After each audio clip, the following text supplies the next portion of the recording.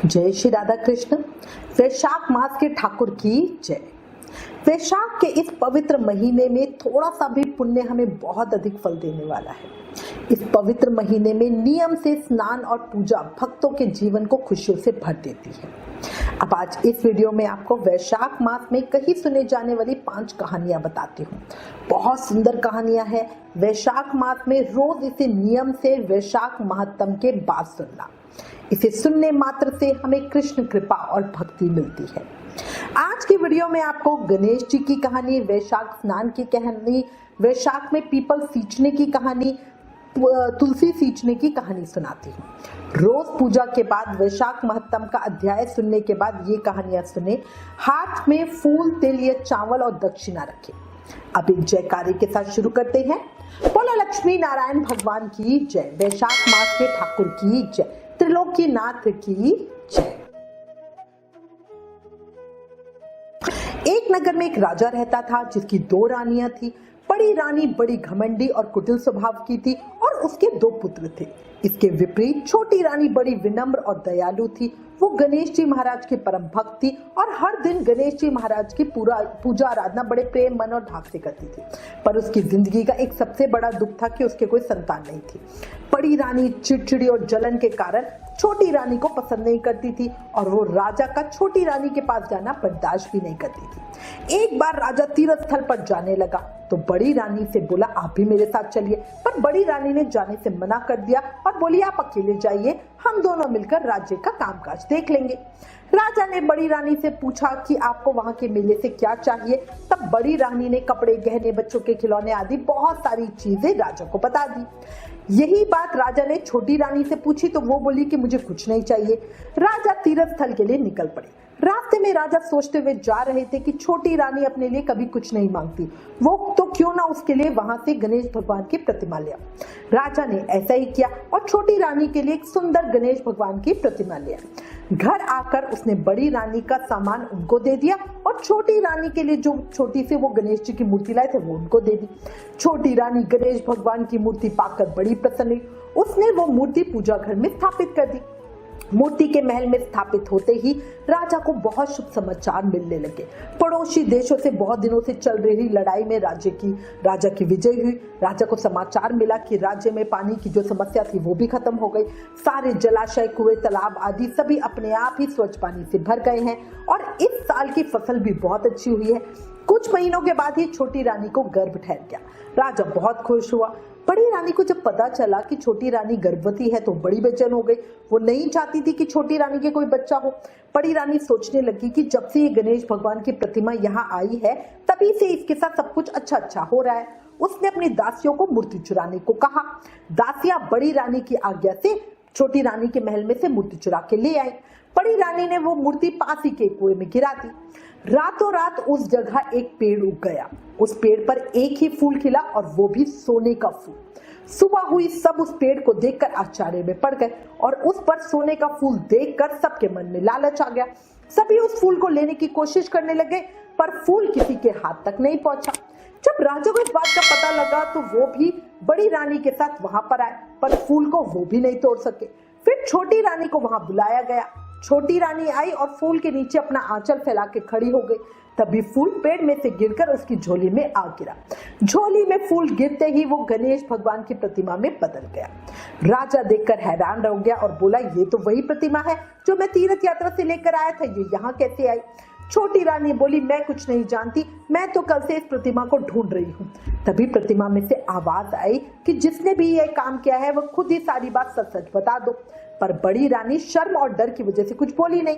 तभी वहां कुएं के पानी में सबने वो दृश्य देखा जब बड़ी रानी दासियों को मूर्ति चुराने के लिए कह रही थी और दासियों के मूर्ति लेने के बाद बड़ी रानी ने खुद मूर्ति को कुएं में फेंका था। वो दृश्य पानी पे खुद आ गया। राजा को बहुत गुस्सा आया। उसने दंड स्वरूप बड़ी रानी को नगर से बाहर पुराने महल में रहने के लिए भेज दिया और यहाँ पर गणेश भगवान की महिमा देखकर एक भव्य दिव्य मंदिर बनवाया और वहां पर गणेश भगवान की प्रतिमा को पूरे विधि विधान के साथ स्थापित किया। 9 महीने के बाद छोटी रानी को पुत्र हुआ। राजा ने घर घर में गणेश भगवान की पूजा का आदेश दिया। समस्त नगरवासी गणेश भगवान की पूजा करने लगे। गणेश भगवान के नित्य नियम निभाने से नगर में सुख समृद्धि का वास हो गया। हे गणेश जी महाराज, जैसे आपने छोटी रानी पर कृपा की, वैसे ही अपनी सभी भक्तों पर अपनी कृपा बनाए रखना। कहानी अधूरी हो तो पूरी करना, पूरी हो तो हमारा मान रखना। इस कहानी को कहते सुनते हुकारा भरते सबके दुख दरिद्रता दूर करना। बोला गणेश जी महाराज की जय।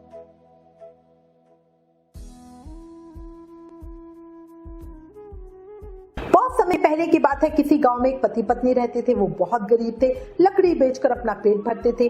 पति का नाम हरिया और पत्नी का नाम शांति था। परिवार में सिर्फ वो दोनों ही थे, ना कोई बड़े बुजुर्ग ना बच्चे। दोनों अपना समय काट रहे थे। गरीबी इतनी ज्यादा थी कि एक समय खा लिया तो पता नहीं कि दूसरे समय शाम को मिलेगा या नहीं मिलेगा। बाकी और किसी चीज की तो बात ही क्या है। हरिया रोज जंगल से लकड़ी काट के लाता और शांति उन लकड़ियों को बाजार में बेच के आती। दोनों का यूं ही दिन चल रहा था। एक समय की बात है, जब वैशाख का महीना आने वाला था, तब गांव की सभी औरतें कुएं पर वैशाख स्नान की चर्चा कर रही थी। शांति उन लोगों की बातें सुन रही थी। उसे वैशाख स्नान के बारे में कुछ पता तो था नहीं। वो सब औरतों से स्नान के नियम पूछने लगे। शांति को वैशाख का महत्व जानकर बहुत अच्छा लगा। उसने तभी मन में विचार कर लिया कि कुछ भी हो जाए वो भी वैशाख स्नान करेगी। पर जब उसने ये सुना कि वैशाख में दान और उद्यापन भी करना होता है, तो वो थोड़ा सोच में पड़ गई। सोचने लगी कि हमारे घर में तो खाने को ही कुछ नहीं है, अगर दान या उद्यापन के लिए हरिया को मैंने बोला तो वो तो बहुत गुस्सा हो जाएगा। इतनी कड़ी मेहनत के बाद वो दोनों बड़ी मुश्किल से 2 समय रूखा सूखा खा पाते थे। पर शांति के मन में भगवान के लिए अटूट विश्वास था। सोचा जो भी हो जाए वो तो स्नान करेगी करेगी, बाकी भगवान की मर्जी। अब वैशाख का महीना आया, वो भी गांव की और औरतों के साथ वैशाख स्नान करने लगी। सब औरतों की देखा देखी पूजा आराधना करती। शांति रोज लकड़ी के गड्ढे में से एक लकड़ी निकाल कर अलग रख देती। रोज नहा कर आती, आंवला सींचती, पीपल सींचती। ऐसा करते करते महीना पूरा होने को आया। उसने सोचा जो लकड़ियां बचा कर रखी है उन्हें बेचकर उद्यापन के लिए कुछ करूंगी। धीरे धीरे बढ़िया वैशाख का महीना निकल गया। वैशाख 14 पर उसने जो लकड़ियां बचा रखी थी उन सब लकड़ियों को बांधकर बेचने के लिए बाजार गई। वहां जाकर उसने देखा कि वो लकड़ियां तो चंदन की है। तभी वहां से नगर के राजा की सवारी जा रही थी। शांति की चंदन की लकड़ियों से इतनी बढ़िया खुशबू आ रही थी जिसे सुनकर राजा स्वयं ही आ गया। उसने लकड़ियां देखी और बोला, इन लकड़ियों का क्या भाव है? शांति को पता ही नहीं था कि चंदन की लकड़ियां बहुत महंगी होती है। वो बोली, हुक्म, आप जो दोगे वही ले लूंगी। मेरे को तो 5 ब्राह्मण जिमाने हैं, हो सके तो इतना दे दो। राजा को पता था कि लकड़ियां बहुत शुद्ध और बढ़िया और बहुत महंगी है। राजा ने अपने नौकरों के साथ 5 ब्राह्मण जी में इतना सीधा भेज दिया। ये सामान देखकर शांति बहुत खुश हुई। वैशाख पूर्णिमा को उसने स्नान किया, लड्डू चूरमा और बढ़िया खाना बनाया। पर खाना इतना ही बना कि वो सिर्फ 5 ब्राह्मण ही जीम सके। हरिया के मन में विचार था कि कभी हमने इतना अच्छा खाना खाया नहीं है, इसलिए खुद ही खा लेते हैं। पर शांति नहीं मानी। उसने ब्राह्मणों को जिमाया, दक्षिणा दी और सभी ब्राह्मण बहुत खुश हुए और आशीर्वाद देते हुए गए। भगवान की कृपा से तभी झोपड़ी से महल बन गया। चौके में 36 तरह के पकवान बन गए। दोनों शांति और हरिया भगवान की कृपा से बहुत खुश हुए। भगवान की कृपा से अब उन्हें किसी भी चीज की कोई कमी नहीं थी। हे भगवान मधुसूदन, जैसे शांति का स्नान पूरा कराया, ऐसे इस कहानी को कहते सुनते हुकारा भरते सभी का स्नान पूरा कराना। अपनी कृपा और आशीर्वाद हम सब पे बनाए रखना। बोलो वैशाख मास के ठाकुर की जय। बहुत समय पहले की बात है, किसी गांव में एक बुढ़िया माई अपने इकलौते पोते के साथ रहती थी। उस बुढ़िया माई के बेटे बहुत पहले ही भगवान को प्यारे हो गए थे। बुढ़िया माई लोगों के घर काम करती ताकि अपने पोते और अपने लिए खाना पीना जुटा सके। बुढ़िया माई बहुत भागवत भक्ति, भगवान विष्णु की अनन्य भक्ति, हर साल वैशाख स्नान व्रत का नियम लेती थी। तुलसी पूजा, पीपल सींचना, सूर्य देव को जल अर्पण करना, दीप दान, परिक्रमा सब बड़े नियम भाव से करती थी। बुढ़िया नाई का नियम था कि पूरे वैशाख मास में वो भगवान विष्णु के स्नेह में किसी न किसी चीज का दान जरूर करती थी। यम के लिए घड़ा भी जरूर दान करती थी। जब से बेटा बहू गए तो वो अपनी हर प्रार्थना में अपने पोते के लिए सब मांगती थी। भगवान विष्णु की कृपा से जिंदगी बढ़िया चल रही थी, किसी चीज की कोई कमी नहीं थी। एक समय बुढ़िया माई ने सोचा कि अब मेरा पोता बड़ा हो गया है, काम भी करने लगा, अब उसकी शादी करा देनी चाहिए। उसने अपने मन की बात पोते से कही तो बोला, अम्मा अब तू सब काम छोड़ दे और आराम कर, अब मैं शादी करूंगा। बुढ़िया माई मान गई। उसने बढ़िया अपने पोते की शादी कर दी। बहू भी बहुत अच्छी थी। शुरू में तो सब ठीक रहा, फिर धीरे धीरे बहू को बुढ़िया से परेशानी होने लगी। वो बुढ़िया अम्मा के हर काम में टांग अड़ाती, उसे अच्छे से पूजा पाठ भी नहीं करने देती, दान करने के लिए तो बिल्कुल ही मना कर दिया। सब चीजों का हिसाब किताब खुद रखती। बुढ़िया अम्मा के पास 1 रुपया भी नहीं छोड़ती। वैशाख का महीना आने वाला था। बुढ़िया अम्मा को चिंता होने लगी कि अब मैं क्या करूंगी। उसका तो रोज दान का नियम था। बुढ़िया अम्मा एक चिंता में सूखने लगी। किसी को कुछ भी नहीं कहती, बस भगवान को कहती अपनी शरण में ले लो, अपनी शरण में ले लो। एक समय बुढ़िया माई के घर एक साधु बाबा आए और खाना मांगा। बुढ़िया माई उस समय स्वयं खाना खाने बैठी थी। वो उठी और अपना खाना उस साधु बाबा को दे दिया। ये उसकी बहू ने देख लिया और गुस्सा करते हुए बुढ़िया माई को घर से निकाल दिया। अब बेचारी बुढ़िया माई करती तो क्या करती, वो वहां से चली गई। चलते चलते गांव की सीमा पे पहुंची। उसने देखा वहां पर एक पुराना मंदिर है। माई अंदर गई तो देखा भगवान शिव का मंदिर है, बिल्कुल सुनसान, वहां कोई भी नहीं था। साफ सफाई के अभाव में मंदिर की हालत खराब थी। बुढ़िया माई ने वहां अच्छे से साफ सफाई की, फिर भोलेनाथ की पूजा की। रात में वहीं सो गई। जंगल से फल ले आई और उसी से भगवान को भोग लगाए और खुद भी खा लिए। अब बुढ़िया माई वही रहने लगी। भक्ति भाव से भगवान शिव और विष्णु जी का ध्यान, जाप, पूजा पाठ सब करती। धीरे धीरे लोग वहां आने लगे। बुढ़िया माई को कुछ ना कुछ दान दक्षिणा दे जाते। बुढ़िया माई खुशी से उन पैसों और चीजों से भगवान की सेवा पूजा करती, साधु संतों की सेवा करती। वैशाख का महीना आया। बुढ़िया माई को अब कोई चिंता नहीं थी। उन्होंने वैशाख स्नान व्रत किया और जो भी दान दक्षिणा का पैसा था उससे भूखों को खाना खिलाया, साधु संतों की सेवा की। भगवान विष्णु अपने भक्तों की सेवा पूजा से बहुत प्रसन्न थे। उन्होंने बुढ़िया माई को आशीर्वाद दिया, जिससे बुढ़िया माई के हाथ में सत आ गया। मंदिर में बहुत लोग आते, पर जिसके सर पर भी बुढ़िया माई हाथ रखते थे उसकी कामना पूरी होती ही होती थी। लोगों ने इस चमत्कार को महसूस किया। अब ज्यादा भक्तों की भीड़ मंदिर में लगी रहती। माई के पास अच्छी खासी दान दक्षिणा इकट्ठी होती, पर माई सब सेवा में ही लगाती थी। उधर माई के घर से जाने के बाद उसके पोते का काम सब चौपट हो गया। घर में खाने के लाले पड़ गए। बहू का गर्भपात हो गया, जिससे वो हमेशा दुखी रहती। लोगों ने कहा बुढ़िया माई के प्रताप से ही घर में बरकत थी। उनके घर से चले जाने के बाद घर की बरकत, माँ लक्ष्मी की कृपा सब चली गई। पोते और बहू ने बुढ़िया माई को ढूंढने की बहुत कोशिश की, पर उन्हें वो कहीं भी नहीं मिली। एक दिन बहू की माँ ने अपनी बेटी को मंदिर वाले चमत्कार के बारे में बताया और कहा कि दामाद जी को ले जाकर उस मंदिर में अगर उस अम्मा ने सर पर हाथ रख दिया तो व्यवसाय भी चल पड़ेगा और कोख भी भर जाएगी। बहू पति को लेकर उस मंदिर में गई। वहां जाकर देखा तो सामने बुढ़िया अम्मा। पोता अपनी दादी को देखकर खूब रोया। बहू ने भी माफी मांगी। बुढ़िया माई ने कहा कि मुझे कोई गिला शिकवा नहीं है, जो तू मुझे घर से ना निकालती तो फिर मुझे इतनी सेवा पूजा कैसे मिल पाती। ये भगवान की कृपा है, उन्होंने मुझे अपनी सेवा में रख लिया। पोते ने वापस घर चलने के लिए कहा, पर बुढ़िया माई ने मना कर दिया। प्यार से अम्मा ने बहू के पोते के सर पर हाथ रखा। अम्मा और लोगों के समझाने पर बहू पोता वापस घर चले गए। बुढ़िया अम्मा भगवान की कृपा को महसूस कर रही थी। भगवान की कृपा से वो जो हमेशा चाहती थी आज सब कर पा रही थी। कुछ समय बाद बहू बेटा वापस मंदिर आए और बताया कि बहू गर्भवती है, साथ ही व्यापार में भी उन्नति हुई है। बुढ़िया माई अपने ठाकुर जी को लाखों धन्यवाद दे रही थी। अब सब कुछ बढ़िया था। हे भगवान विष्णु, हे वैशाख के ठाकुर जी, हे मधुसूदन भगवान, इस कहानी को कहने, सुनने, हुकारा भरने वाले सब पर अपनी कृपा बनाए रखना। बुढ़िया माई की तरह हम सबकी मनोकामना पूरी करना। हमें भी भगवान अपनी सेवा पूजा भक्ति देना। बोलो विष्णु भगवान की जय, मधुसूदन भगवान की जय, दीन बंधु दीनानाथ की जय। एक गांव में एक गरीब किसान था। उसकी पत्नी का देहांत बहुत समय पहले हुआ था। घर में सिर्फ एक वो और उसकी लड़की थी। किसान की बेटी बहुत संस्कारी और भगवान विष्णु की भक्त थी। वो रोज नियम से भगवान विष्णु की सेवा पूजा करती। एक समय जब वैशाख का महीना आने वाला था, तब वो गांव के कुएं से पानी भरने गई।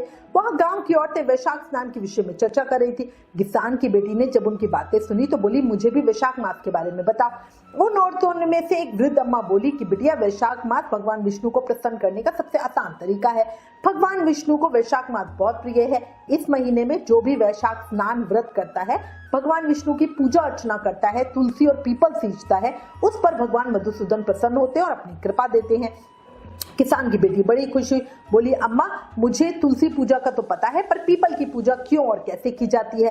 तो अम्मा बोली, बिटिया याद रखना, पीपल पर सभी देवी देवताओं का वास होता है। पीपल सींचने से भगवान विष्णु प्रसन्न होते हैं। जो भी पीपल को सींचता है उसकी पूजा करता है, दीप जगाता है, परिक्रमा करता है, उस पर ब्रह्मा विष्णु महेश सभी प्रसन्न होते हैं। पर याद रखना, रविवार को पीपल की पूजा मत करना, क्योंकि भगवान ने लक्ष्मी की बड़ी बहन अलक्ष्मी को रविवार को पीपल पे रहने की जगह दी है। अब उन वृद्ध अम्मा से सारी बात सुनकर उस किसान की बेटी ने सोचा कि जो भी हो जाए, इस साल तो मैं वैशाख स्नान और व्रत जरूर करूंगी, तुलसी और पीपल सींचूंगी। जब वैशाख का महीना आया, तब गांव के कुएं पे बड़ी सुबाही लड़की स्नान कर जाती, भगवान विष्णु की पूजा आराधना करती। उसका घर खेत के बीच में था। तुलसी पूजा तो घर पे ही कर लेती थी, पर पीपल वृक्ष उसके घर से कुछ दूर था। वो रोज सुबह ही पीपल पर जल चढ़ाने जाती, पूजा प्रार्थना करती। वो लड़की अपने पिता के लिए हमेशा दुखी रहती थी, क्योंकि उसके पिता दिन रात मेहनत करते थे, पर तब भी उनको कुछ पैसा नहीं मिल पाता था। दोनों समय का खाना भी नहीं मिल पाता था। वैशाख मास में लड़की रोज नियम से जाती, पीपल सींचती, पूजा करती और वहीं खड़े खड़े भगवान का ध्यान करते हुए उनसे बातें भी करती, अपनी गरीबी और परेशानी के बारे में बताती। उसने खूब मेहनत करके वैशाख का स्नान व्रत पूरा किया। उसके इस व्रत से भगवान विष्णु खुश हुए। वैशाख शुक्ल एकादशी पर सुबह जब वो लड़की पीपल सींचने गई तो उसमें से एक लड़की बाहर आई और बोली, मैं लक्ष्मी हूँ, मैं रोज तुम्हारी बातें सुनती हूँ और अब मैं तुम्हारी सखी बनना चाहती हूँ। किसान की लड़की बोली कि मैं अपने पिता से पूछकर बताऊंगी। लक्ष्मी जी ने कहा, ठीक है, कल मुझे बता देना। अब वो लड़की घर गई और अपने पिता को सारी बात बताई। उसके पिता भागवत भक्त थे, उन्हें पता था कि पीपल के पेड़ में भगवान विष्णु का निवास होता है और जहाँ भगवान विष्णु होते हैं वहाँ माँ लक्ष्मी जरूर होती है। उन्होंने अपनी बेटी से कहा कि माँ लक्ष्मी तुम्हारी भक्ति से प्रसन्न है और तुम्हें अपनी सखी बनाना चाहती है, इससे अच्छी और बात नहीं हो सकती, कल तुम उन्हें बोल देना। अगले दिन द्वादशी पे जब लड़की पीपल सींच रही थी तब माँ लक्ष्मी उसके सामने फिर से आई। उन्हें देखकर लड़की बड़े प्रेम और आदर से बोली कि आज से आप मेरी सहेली हो। दोनों अच्छी मित्र बन गई। इस तरह आपस में बातचीत करने लगी। 2 दिन के बाद लक्ष्मी जी किसान की बेटी को अपने घर ले गई। अपने घर में लक्ष्मी जी ने उसका दिल खोलकर स्वागत किया, उसकी खूब खातिरदारी की, उसे बहुत तरह के भोजन करवाए, बहुत सारी चीजें उसको गिफ्ट में दी और लक्ष्मी जी ने उससे बोला कि सखी अब मैं तुम्हारे घर आऊंगी कल। किसान की बेटी को कुछ सूझा नहीं, वो बोली कल वैशाख पूर्णिमा है, मेरे वैशाख स्नान व्रत का उद्यापन है, तुम कल ही आ जाओ। लक्ष्मी जी ने बोला ठीक है। किसान की बेटी घर वापस आ गई और अपने पिता को सारी बात बताई। माँ लक्ष्मी के निवास स्थान की खूब तारीफ भी की, बढ़िया खाना, सुंदर घर, आलीशान चीजें, सब बहुत बढ़िया था। सारी बातें बताने के बाद किसान की बेटी उदास हो गई। किसान ने पूछा क्या हुआ, अभी तो तुम इतनी चहक रही थी, अब उदास कैसे हो गए? तो किसान की बेटी बोली, बाबा कल वैशाख पूर्णिमा को मेरे वैशाख स्नान व्रत का उद्यापन है, मैंने कल लक्ष्मी जी को भी बुलाया है, पर अब डर लग रहा है क्योंकि खातिर कैसे करूंगी। किसान बोला, बेटी कोई चिंता की बात नहीं है, माँ लक्ष्मी को प्रेम भाव और सच्ची भक्ति चाहिए जो तुझ में है, इसलिए उन्होंने तुझे अपनी सहेली बनाया। अभी तो तू ये कर कि घर के अच्छे से साफ सफाई कर, माँ लक्ष्मी को गंदगी बिल्कुल पसंद नहीं है, साथ ही भोग में तू उनके लिए खीर बना। लड़की ने पिता की बात मानते हुए घर की बढ़िया से सफाई की, फिर भोग में बढ़िया खीर बनाई। पीपल के वृक्ष पर जाके माँ लक्ष्मी को बुला लाए। माँ लक्ष्मी के साथ भगवान विष्णु भी पधारे। लड़की ने दोनों की खूब बढ़िया से खातिरदारी की। माँ लक्ष्मी और भगवान विष्णु को जिमाया। जिमाने के बाद उन्होंने आशीर्वाद दिया। भगवान विष्णु बोले, तुम्हारी भक्ति से मैं बहुत प्रसन्न हूँ, तुम अपने लिए क्या चाहती हो मुझे बताओ। तो लड़की बोली, हे प्रभु, अगर मुझ पर प्रसन्न हो तो मुझे अपनी भक्ति और सेवा देना। मैं जब तक जीवित रहूं आपके वैशाख मास का स्नान व्रत करती रहूं, गरीब, दुखी, जरूरतमंद लोगों की सेवा करती रहूं। भगवान ने कहा ऐसा ही होगा और दोनों अंतर्ध्यान हो गए। जैसे ही वो घर गए, घर की जगह महल हो गया, घर धन धान्य से भर गया, खूब धन दौलत ऐश्वर्य हो गया। हे माँ लक्ष्मी, हे भगवान विष्णु, जैसे आप उस किसान की बेटी पे प्रसन्न हुए, ऐसे ही इस कहानी को कहते सुनते हुकारा भरते सब पर प्रसन्न होना। हम पर, हमारे परिवार पर, पियर में, ससुराल में, सब पर प्रसन्न होना। बेटे पोते देना। हे माँ लक्ष्मी, हमें भी ऐसा सौभाग्य देना कि हम भी आपकी सहेली बन सके, हमें अपनी भक्ति सेवा देना। लक्ष्मी नारायण भगवान की जय। वैशाख मास के ठाकुर की जय। बहुत पुरानी बात है, एक गांव में एक परिवार रहता था। उस परिवार में माँ, बेटा और बहू रहते थे। बहू बहुत सीधी सादी और शांत स्वभाव की थी, पर सास बड़ी ही झगड़ालू और घमंडी थी। वो अपनी बहू पर बहुत अत्याचार करती थी, उसे घर का सारा काम करवाती और खाने के लिए एक सूखी रोटी देती। उसके पति को ये सब पता नहीं था। वो सुबह होते ही खेत पे चला जाता और बहू सुबह होते ही काम में लग जाती थी। एक दिन बहू ने देखा पड़ोसन नया मटका लाई है। पड़ोसन ने बात ही बात में बहू को बताया कि वैशाख स्नान की तैयारी कर रही है। बहुत को वैशाख मास के बारे में कुछ भी नहीं पता था, इसलिए वो पड़ोसन से पूछने लगी। तो पड़ोसन ने बताया कि वैशाख का पवित्र महीना तुरंत फल देने वाला है। साथ ही तुलसी माता की महिमा भी बताई। अगर कोई वैशाख में सिर्फ स्नान करके तुलसी माता को सींच देता है, तब भी उसके जीवन की सभी परेशानियों का अंत हो जाता है। अब बहू अपनी सास के दुर्व्यवहार से बहुत दुखी तो थी। उसने सोचा कि हो सकता है तुलसी माता की पूजा प्रताप से मेरे घर में भी सब कुछ ठीक हो जाए। यही सोचकर बहू ने अपने मन में तुलसी माता की पूजा और वैशाख स्नान करने का निर्णय ले लिया। शाम को तुलसी और वैशाख मास की महिमा अपनी सास को बताई। सास बोली कोई जरूरत नहीं है कोई नियम वियम लेने की, घर का काम करो, बस यही तुम्हारे लिए पूजा है। बहू चुप हो गई। वैशाख शुरू हुआ। अब बहू बहुत जल्दी सुबह उठकर नदी पे स्नान कर आती थी। एक घड़ा पानी भरा और तुलसी माता के पौधे को सींचा, फिर वहीं बैठकर तुलसी माता की कहानी सुन ली। बहू ने यही नियम ले लिया। सास के जगने से पहले ही बहू घर आ जाती थी। अब यही सिलसिला रोज का था। किसी तरह 15 दिन तो बीत गए। एक दिन सास सुबह जल्दी उठ गई। उसने देखा घर में बहू नहीं है, उसे कुछ गड़बड़ लगी। अगले दिन भी वो जल्दी उठी तो उस दिन भी बहू घर पर नहीं थी। सास समझ गई कि जरूर ये वैशाख स्नान कर रही होगी और तुलसी सींच रही होगी। अब सास सोचने लगी कि बहू का नित्य नियम कैसे छुड़ाया जाए। अगले दिन सास ने उसका मटका बदल दिया। पक्के मटके की जगह कच्ची मिट्टी का मटका रख दिया। सुबह अंधेरे में बहू कच्ची मिट्टी का मटका उठाकर नदी की तरफ चल गई। बहू ने स्नान किया, फिर उसने मटके में जल भरने के लिए जैसे ही मटका नदी में डुबोया, मटका गल गया और सारी मिट्टी बह गई। अब बहू ये देखकर रोने लगी। वो तुलसी माता के पास आकर रोने लगी और रोते रोते बोली कि हे तुलसी माता, आज मेरा नियम टूट जाएगा, मुझे क्षमा कर दीजिए। तभी तुलसी माता प्रकट होकर बोली कि तुमने आज जल के स्थान पर अपने आंसुओं से मुझे सींचा है, तुम्हारा नियम तो पूरा हुआ। बहू ने कहा माता, मैं कल कैसे जल लेकर आऊंगी? यदि मेरी सास को पता चल गया कि मैंने मटका नदी में बहा दिया तो वो तो बहुत गुस्सा होगी। तुलसी माता ने उसे एक नया मटका दे दिया, जिसे लेकर वो खुशी खुशी घर आ गई। सास ने देखा कि वो मटका तो सोने का है। अब सास के पूछने पर बहू ने सारी बात सच सच बता दी। सास अंदर से तो बहुत खुश हुई, पर बाहर से नाटक करते हुए बोली, अगर सोने के मटके से जल लेकर आओगी तो गांव वाले इसे छीन लेंगे। तुम कल फिर जाकर अपनी तुलसी माता को रो रो कर दूसरा मटका मांग लेना। बहू बहुत सीधी सादी थी। वो अगले दिन तुलसी माता के पास जाकर फिर रोने लगी। तुलसी माता के पूछने पर उसने सारी बात बता दी। तब तुलसी माता ने उसे एक चांदी का मटका दिया। बहू चांदी का मटका लेकर घर आ गई, लेकिन उसके सास ने उसे भी रख लिया और अपनी बहू से फिर से अगले दिन रोने को कहा। बहू सास के डर से फिर तुलसी माता के पास बैठकर फिर से रोने लगी। तुलसी माता ने आकर पूछा कि अब क्यों रो रही हो? बहू ने सारी बात बता दी। तुलसी माता ने कहा, तेरी सास का लालच कभी खत्म नहीं होगा, तू आज मिट्टी का ही मटका ले जा। ये कह के तुलसी माता उसे मिट्टी का मटका दे दिया। बहू जब घर आई तो उसकी सास को बहुत गुस्सा आया। उसने कहा, तेरी तुलसी माता के पास बस इतना ही धन था, जिसके पास कुछ नहीं है उसे जल से सींचने से क्या ही लाभ है। लेकिन बहू ने सास की बात नहीं मानी और पूरे महीने सास से छुपकर नदी पे स्नान करती और तुलसी माता को सींचती। महीना समाप्त होने का था। एक दिन सास छुपकर दोनों मटकों को देखने लगी तो उसने देखा कि दोनों मटके कच्ची मिट्टी के बन गए हैं। ये देखकर सास बहू को बहुत भला बुरा कहने लगी। तभी तुलसी माता वहां प्रकट हुई और उन्होंने सास से कहा कि तुमने लालच और घमंड में बहुत पाप किए हैं, इसलिए तुम्हारे छूने से ये मटके मिट्टी के बन गए हैं। जैसा बोलोगी वैसा ही फल होगी। तुलसी माता की कृपा से सास की आंखें खुल गई और वो बहुत रोई और तुलसी माता से क्षमा मांगने लगी। तुलसी माता ने क्षमा कर दिया और खुश रहने का आशीर्वाद दिया। तुलसी माता की कृपा से तीनों घड़े खुद ही सोने के हो गए। अब सास बहू मिलकर हर रोज तुलसी माता का नित्य नियम करने लगी। तुलसी माता की कृपा से उनका घर धन धान्य से भर गया। हे तुलसी माता, अपने सभी भक्तों पर अपनी कृपा बनाए रखना। कहानी अधूरी हो तो पूरी करना, पूरी हो तो मान रखना। प्रेम से बोलो तुलसी महारानी की जय, वैशाख मास के ठाकुर की जय, लक्ष्मी नारायण भगवान की जय। अंत में उम्मीद करती हूँ वैशाख मास की कहानी आपको पसंद आई होगी। इससे रिलेटेड अगर आपके पास कोई भी कमेंट या सजेशन है तो प्लीज हमें लिखिए। ज्ञान बांटने से बढ़ता है, इसलिए इन वीडियोस को ज्यादा से ज्यादा शेयर करें। Please like, share and subscribe. Thank you. जय श्री राधा कृष्ण।